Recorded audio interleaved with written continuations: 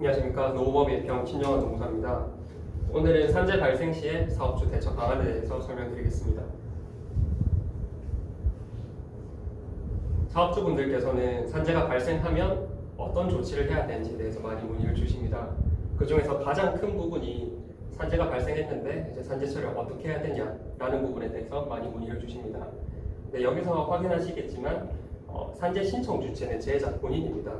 그래서 사업장에서 산재를 어떻게 신청해 줄지 어떤 조치를 해야 되는지에 대해서는 따로 고민하실 필요 없이 제자 본인이 의료기관을 통해서 바로 신청이 가능하십니다. 그렇기 때문에 산재가 발생해서 이제 사업장에서 산재를 어떻게 신청해 줘야 되냐 이런 질문은 굳이 안 하시더라도 제자가 직접 하면 되기 때문에 이런 부분은 크게 걱정 안 하셔도 될 것 같습니다. 여기서 또 추가적으로 말씀드리면 사업장에 산재보험이 가입이 안 돼 있기 때문에 산재가 안 되는 것이 아니냐라는 질문도 많이 주시는데 산재보험이 미가입인 경우에도 근로복지공단에서는 미가입제로 산재를 가입을 시키고 그 이후에 산재 처리를 진행하게 됩니다. 그렇기 때문에 산재보험이 미가입되어 있는 경우라도 재해자는 산재 신청이 가능하고 그 이후에 보상도 가능하기 때문에 이런 부분은 굳이 미가입이기 때문에 재해자에게 다른 위로금이나 합의를 하는 그런 부분보다는 산재를 진행할 수 있다라고 안내만 해주셔도 됩니다. 그리고 근로복지공단에서 산재가 신청되면 사업장에 관련 자료들을 요청하는 것들이 있는데요. 보시면 산재 신청 이후에 산재 조사 과정에서 근로복지공단 사업장에 이 산재 사실을 인정하는지에 관한 보험가입자 의견서 그리고 이후에 휴업급여나 장애급여가 나갈 때 기준이 되는 평균임금 산정을 위해서 임금 자료도 요청하게 됩니다. 만약에 사업장에서 산재를 비록 신청했지만 이 산재 사실을 인정할 수 없다라고 하시면 보험가입자 의견서 상에 산재 사실을 인정하는지 적는欄이 있습니다. 여기서 이런 이유 때문에 이 부분은 산재라고 인정하기 힘들다라고 적어주시면 그거에 대해서 다시 한 번 더 근로복지공단 담당자가 이 부분을 조사하게 되기 때문에 구체적으로 산재가 아닌 이유에 대해서 적어주시면 이제 담당자가 그 부분에 대해서 더 조사를 하기 때문에 그렇게 기재해서 제출하시면 됩니다. 산재를 인정하지 않는다고 해서 사업장에 불이익이거나 그런 부분은 아니기 때문에 그런 부분은 걱정 안 하셔도 됩니다. 앞서 말씀드린 이 부분은 재해자가 근로복지공단에 산재를 신청하는 부분이 있고 이제 직접적으로 사업장에서 사업주가 행해야 되는 의무가 있는데 산업재해 조사표를 관할 지방노동청 산재 예방 지도과에 제출하는 것입니다. 이 부분은 산업안전보건법에 규정되어 있는 부분이기 때문에 반드시 지켜져야 되고 좀 더 구체적으로 말씀드리면 산재 발생 이후 1개월 이내에 관할 고용노동부 산재 예방 지도과에 산업재해 조사표를 제출해야 됩니다. 별개로 중대재해의 경우에는 1개월 이내 이런 기간 없이 지체 없이 보고를 하고 그리고 작업 중지 조치가 이루어지게 됩니다. 여기서 유의하실 점은 다른 부분들은 다 이제 재해자가 직접 하는 부분이겠지만 산업재해 조사표는 1개월 이내에 반드시 사업주가 산업재해 조사표를 제출해야 되기 때문에 이 법상에도 정해져 있는데 미제출한 경우에는 과태료가 1차부터 바로 700만 원이 부과가 되고 2차는 1000만 원 그리고 3차는 1500만 원 이렇게 부과되기 때문에 사업주는 산재 발생하고 1개월 이내 반드시 산업재해 조사표를 제출하셔야 됩니다. 방금 말씀드린 산업재해 조사표 부분은 조금 더 이제 사업주의 의무이다 보니 자세히 살펴볼 부분이 있습니다. 지금 제가 이렇게 말씀드리는 부분은 실제로 사업장에서 자주 문의 주시는 부분을 정리한 것입니다.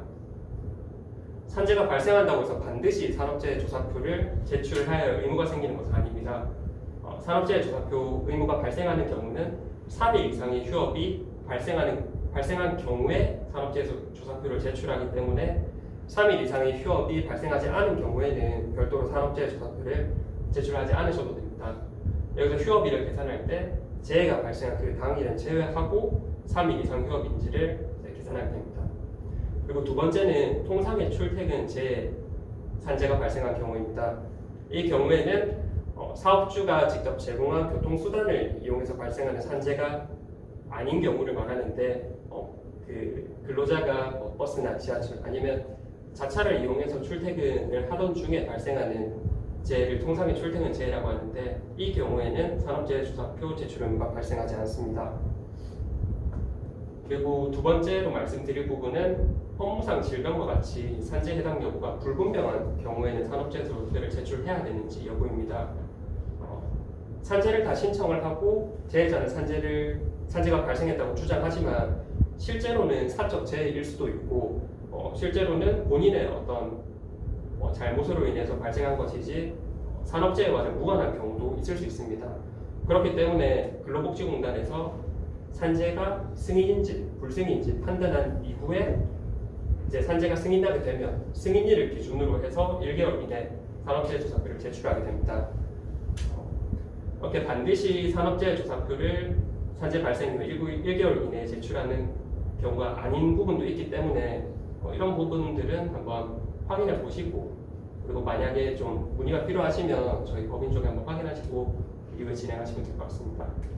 여기서 좀 유의해야 될 부분이 있는데, 여기에 그 요양급여 신청, 즉 산재 신청을 재해자가 하는 것과 그리고 사업주가 산업재해조사표를 고용노동부에 제출하는 것은 별개의 건입니다. 그래서 한 번씩 회사에서 좀 착각을 하시는 경우가 있는데, 재해자가 산재를 신청하고 보험가입자 이견서를 사업장에서 제출했기 때문에 이거는 고용노동부나 이런 기관들에 다 보고가 된 게 아니냐, 그거를 이제 산업재해조사표 제출과 동일하다고 보시는 분들이 있습니다. 하지만 요양급여 신청은 근로복지공단의 재해자가 하는 것이고, 산업재해조사표는 회사에서 고용노동부로 제출하시는 건이기 때문에 이거는 별개의 건으로 생각하셔야 되고, 그렇기 때문에 재해자가 산재를 신청했다 하더라도 산업재해조사표는 반드시 제출하셔야 됩니다.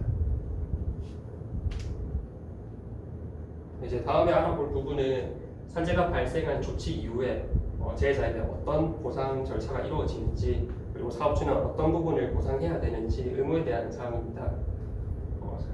첫째로 산재가 승인나면 근로복지공단에서 재해자에게 지급하는 보상들입니다. 요양급여, 그리고 휴업급여, 장애급여와 같이 근로복지공단에서 정해져 있는 급여 항목들이 있습니다.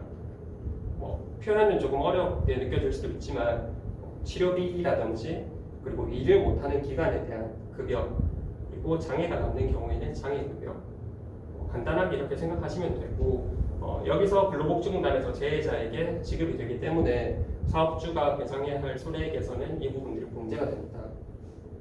두 번째로는 이제 사업주가 재근로자에게 어떤 보상 책임을 해야 되는지에 대한 부분입니다. 사업주는 안전배려 의무가 있기 때문에 위자료와 같은 손해배상액이 또 추가로 발생합니다. 이 부분은 민법 제750조를 참고하시면 되고, 여기서는 산재에서는 그 근로자의 과실을 따지지 않고 진행하는 반면, 손해배상 책임은 사업주 및 근로자의 고의나 과실에 의한 손해 발생 부분이 어떤 것들이 있는지 종합적으로 고려하게 됩니다. 그렇기 때문에 밑에도 다시 한 번 더 말씀드리겠지만 사업주의 고의 과실에 어떤 영향을 끼치는 산재 사고 예방 조치라든지 재발 방지 노력이 중요합니다. 세 번째는 근제보험이라고 많이 들어보셨을 텐데요. 사업주가 반드시 가입해야 되는 보험은 아니지만 손해배상 책임 부분에 대해서 사업장이 가입을 하는 별도의 보험이라고 생각하시면 됩니다. 4대 보험과 같이 의무보험, 산재보험 이런 부분이랑 좀 다르게 생각하셔야 되고, 산재보험으로 보상을 받은 그 부분이 종결되는 시점에 신청이 가능하고, 치료비, 이실수입, 위자료 등이 지급됩니다. 표현은 다르지만 근로복지공단에서 지급하는 요양급여나 휴업급여와 유사한 부분이고, 대신에 위자료 부분은 정신적 손해를 말하는데, 여기서는 근로복지공단에서는 위자료 부분을 보상하지 않기 때문에 근제보험의 좀 특별한 보상 항목이라고 보시면 됩니다. 마지막으로 정리드리면 사업주의 의무에는 사업주의 고의 과실에 따라서 손해배상액이 산정되게 됩니다. 그러므로 산재 사고 예방 그리고 재발 방지 노력을 어떤 것들을 했는지에 따라 그 액수가 달라지기 때문에 항상 사고 예방과 재발 방지는 항상 신경 쓰시고 이 부분을 조치하도록 노력하셔야 됩니다. 네, 강의는 여기까지입니다. 질문 있으신 분은 질문 주시면 답변드리겠습니다. 그 산재 사고가 나게 되면 네. 그 산재 보험료가 이렇게 올라가네요. 산재 처리를 하게 되면 네. 그 실제 올라가는 건지 아, 아니면 안 올라간다는 얘기도 있어서 어떻게 아. 되는지 설명해 주실 것 같습니다. 네. 지금 말씀하시는 부분은 산재 보험료 중에 개별률 부분을 말씀하시는 것 같습니다. 그 부분은 모든 산재가 그 산재 보험률로 이어지는 것은 아니고 상시 근로자가 몇 명인지에 따라서도 바뀌게 됐고, 그리고 아까 말씀드린 것처럼 통상의 출퇴근제 같은 경우에는 개별률에는 들어가지 않습니다. 그렇기 때문에 모든 건들이 산재가 발생한다고 산재 보험료가 오르는 것은 아니고 특정 부분에 제한이 있기 때문에 그 부분은 각 건마다 생각하셔야 되고, 방금 말씀드린 출퇴근제 또는 업무상 질병, 등골격계 질환 이런 부분들은 개별률과 직접적으로 상관이 없기 때문에 말씀드린 것처럼 개별 건마다 그렇게 생각하시면 될 것 같습니다. 네. 그 산재 불수의를 받더라도 근제보험이 인정될 수 있을까요? 일단 산재 불승인과 근제보험이 관련은 있지만 100% 이어지는 것은 아니고, 다만 이제 산재 불승이 난 경우에는 그러니까 근로자가 산재가 발생한 것을 인정하지 않는 거기 때문에 근제보험에서도 지급이 되지 않을 확률이 매우 높습니다. 네, 또 질문 있으신가요? 이상으로 마치겠습니다. 감사합니다.